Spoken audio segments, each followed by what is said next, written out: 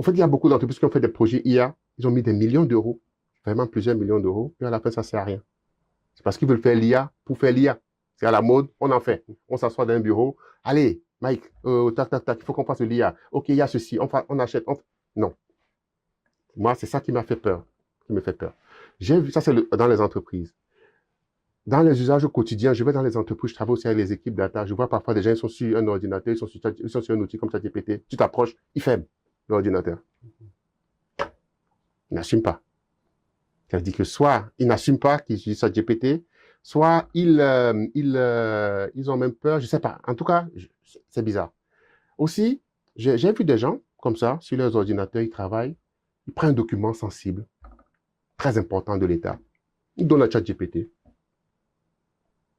Fais-moi ça. Donc, des documents confidentiels qui ne sont même pas encore parfois sortis, ils donnent à ChatGPT comme ça, sans réfléchir d'où est-ce que le document est parti.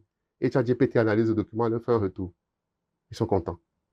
Il y a une fuite d'informations très importante qui n'a pas été validée ni par l'État, quand c'est dans l'État, ni par l'administration.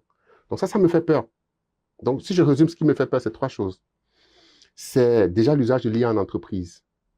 Le fait que l'IA ne doit pas être, doit vraiment venir accompagner les besoins réels d'entreprise. Ce n'est pas un département à part. L'IA, c'est un besoin. Ça dit que l'entreprise a tel besoin, comment l'IA peut améliorer. Donc c'est de la peur de faire l'IA comme un buzz. Le deuxième, comme je l'ai dit, c'est un usage de l'IA personnel un peu caché qui n'est pas assumé. Et le troisième, c'est le fait qu'il n'y ait pas une gouvernance dans l'État, dans les États, pour dire attention, une sensibilisation, une formation, pour que les gens aient conscience de tout ce qui se passe derrière. Quand j'envoie un document à ChatGPT, qu'est-ce qui se passe? Ça va sur quel serveur, etc.